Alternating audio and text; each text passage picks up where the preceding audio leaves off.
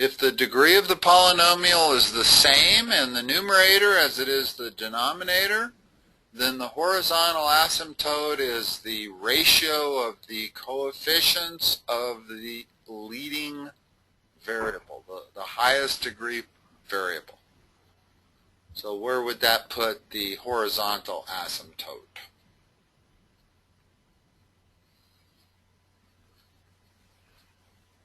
Highest degree. Okay. Yeah, the highest degree variable is the x. 1. Well, that's got a -3 coefficient. And the highest degree variable in the denominator is 2x. That's got a 2 coefficient. So the horizontal asymptote has to be y equals -3/2. See that? Yeah. Why that's the case? Okay. So let me draw my negative asymptote at -3/2. And now I have a grid that is typical of hyperbolic functions. In other words, either my graph is going to, here, let me shrink this up a little bit. My graph's going to look like this. Whoops, excuse me. You draw it in the grid that you now have. Do you see where I have a new grid and I'm making my hyperbolic function there? Yeah. The only thing is that I got a couple of other variables. First of all, this hyperbolic function might not be in the first and third quadrant. It might be in the second and fourth quadrant, like that. So first of all, I have to determine that, whether it's in first and third or second and fourth. Okay, you with me? Mm-hmm. And what's the consequence of that +1? Okay, +1 would be shifted up. Yeah. So it moves this horizontal asymptote up 1. So it's no longer at -3/2, it's at -1/2. So let's erase that horizontal asymptote that we had. Doesn't affect the vertical asymptote, but it does move anything that has horizontal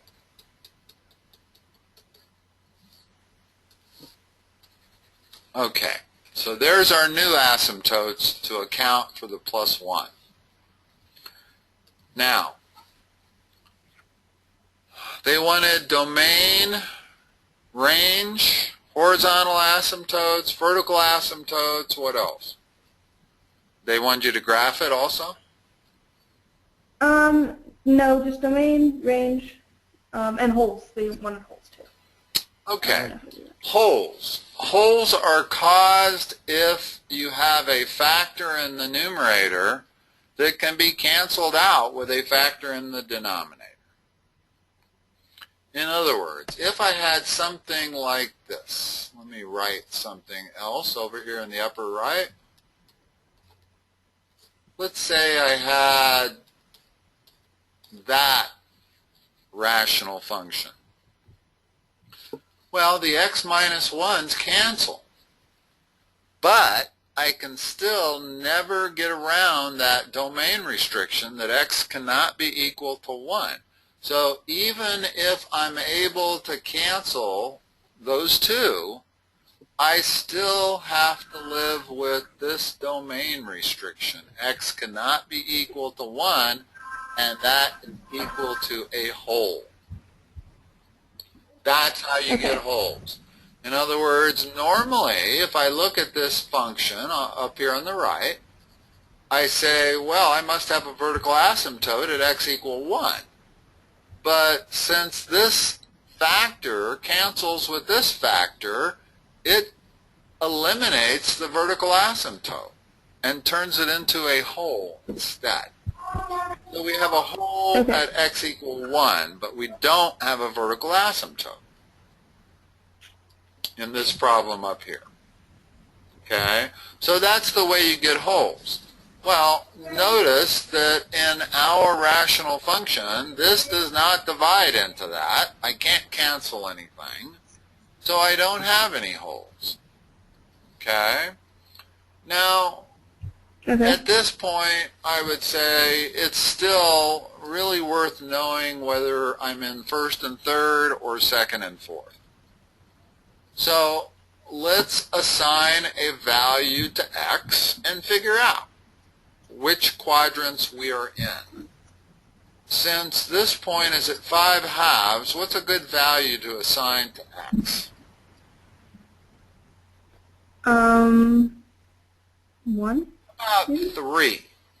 The next whole number to the right of this vertical asymptote. Why to the right? Well, because it's going to tell me whether I'm in that quadrant or this quadrant. Okay. Okay. Okay, I get it. All right. So let's plug in x equal 3.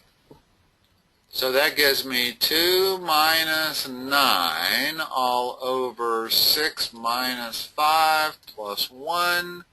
That is a negative 7 plus 1. That gives me negative 6. Which quadrant am I in? In other words, x equals 3, y equals minus 6.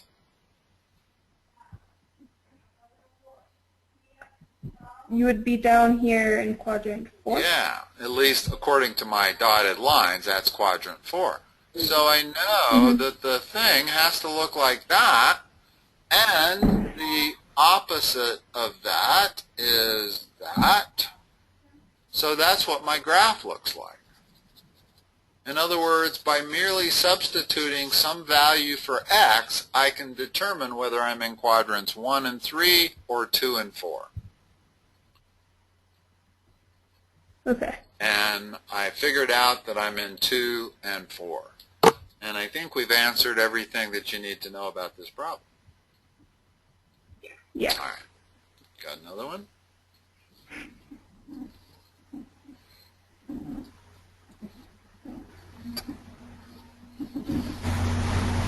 Okay. And then this one I have here is finding standard form, which for some reason I struggle with, and another I don't really know. It's supposed to be really easy. Anyway, it wants to know the standard form of the equation of a line, which is the perpendicular bisector to a line segment that has the endpoints negative 9, 4 and 7, negative 2. All right, let me graph that just so I understand exactly what you're talking about. If I put minus 9, 4, we'll call that minus 9, 4, and 7 minus 2 is about right there. And if I connect that line segment, all right.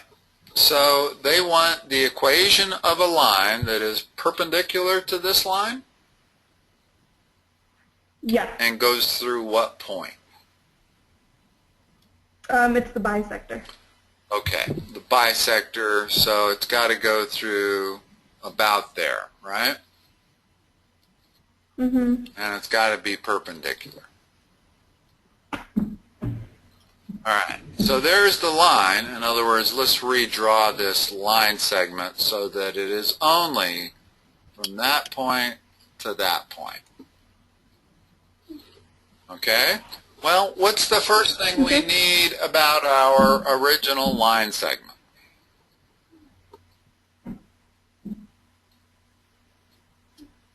What's the most important thing about any line? The slope? So what's the slope? Oh, cool. What's the slope of this original line that goes between minus 9, 4 and 7, minus 2? The slope would be negative 6 over sorry, David's being annoying. Negative 6 over 7 minus negative 9, so plus 9, so what would that be? That would be 6 over 16, which is 3/8. 3 over 8. And then, but it has to be, David, stop. It has to be the Negative, right? Yeah. So the slope of that original line is minus 3/8.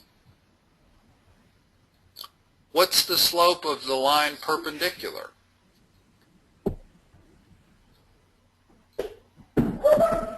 Okay. Perpendicular would be 8 over 3 Okay. positive. So that's the slope of the line that we want. And if we have one point that it goes through, is all you need is slope and a point for you to come up with the equation of that line. Well, what's this point that I just circled? What's the midpoint? That a point that's on both lines? How do you find So you can use it to find your... How do you find the midpoint of that line? What's the x-coordinate? It would be negative 2, negative 1. Good. What's the y-coordinate? Also negative 1? Remember, it has to be halfway between the y values. Is negative 1 halfway between 4 and minus 2? Let's draw a number line over here. Okay? Wouldn't you just add 4 and 2 and then divide it? Hold on. I want you to see this because this is key. Okay. What's halfway between those points? Oh. Okay, so 3. Right? Well, because you have 2 and then 4. Yeah, but that puts it at 1. Oh, at 1? Yeah, 1 is 3 from 4, and 1 is 3 from minus 2. Yeah. By looking at it on a line chart, it's real easy to tell that negative 1 is not halfway between those 2 points. But 1 is. In other words, 1 is 3 units away from 4, and it's 3 units away from minus 2. Now you can also just say 4 minus a minus 2 divided by 2. That also gives you that point. No, it doesn't. Excuse me.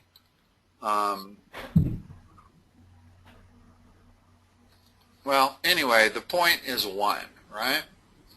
Oh, you add the 2 points. That's what you do. Is you add this point and divide by 2. And that's how you get the midway point. Okay? But once you get it, in other words, once you get these 2 points here, make sure you do an eyeball test on it, that it passes the ballpark test. Is minus 1 halfway between 7 and minus 9? And yes, it is. It's 8 units away from minus 9. It's 8 units away from 7. And is 1 halfway between 4 and minus 2? And yes, it is. Okay? So now I have the only 2 things I need for the equation of a line, which is slope and 1 point. What format should we use for our next step? I know they want it in standard format, the final answer, but we can't get there immediately. We have to go through either y equal mx plus b, slope-intercept format, or point-slope format. Well, which one makes more sense to use here? Line. We have a point and we have the slope. Oh, okay, so point slope. Yeah, And then so that's why it's called point slope. And what it looks like is this: y minus y sub 1 equals the slope of x minus x sub 1. Okay, there's the slope. Here's the point. So plugging in, what do we have? Y what?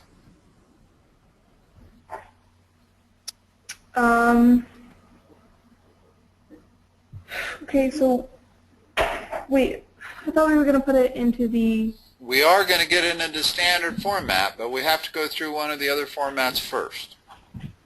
Okay, sorry, okay, I just thought we were going to go through, Y slope. Oh, never mind. You got two choices. So, You got two choices. You could go through slope intercept, or you could go through point slope. And point slope actually makes more sense to go through because we have exactly one point and the slope. So it's real easy to fill into this formula right here. So what is y sub 1? What's our y point? 1. What's our slope? The 8/3. What's our x point? -1. All right. So there's our formula for this equation of that line. Right there. Now, they said they wanted it in standard format. So we have to change this to standard format. Well, what is standard format? AX plus B equals C. AX plus BY, excuse me. X, Y, sorry. No, that was my fault. It's AX plus BY equals C. So we got to turn this thing into that. And there's also a few other requirements, and that is that you don't want A or B to be a fraction. In other words, multiply by whatever you need to. 1 second, let me turn off my buzzer. Hold on.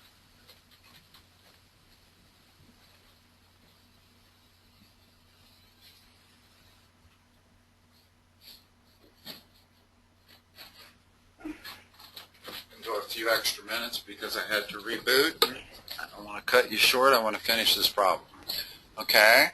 So, how do we get this formula, this equation of the line, which is perfectly fine as it is, other than the fact that it's not in standard format? Well, first thing we would do is simplify it. So, y minus 1 equals 8/3 x plus 8/3. You with me? Okay. Now standard format needs the x and the y on one side, and it needs the c, the number, on the other. So let's bring the x to the left, and let's take the 1 to the right. Okay, so now I would have, and I'm going to put the x first, minus 8/3 x plus 1y equals 11/3. Right? Still with me? Cool. Okay, that's not quite standard format. We're getting closer. We want positive integers and we want integers. So I have an equation. I can multiply both sides by -3. That will give me 8x minus 3y equals -11, and there is the equation in standard format. Okay, thank you. All right. You understand that? Yeah, thank you. All right. I'll talk to you later, Sarah. So, should be quick, but... Bye-bye. All right, thanks.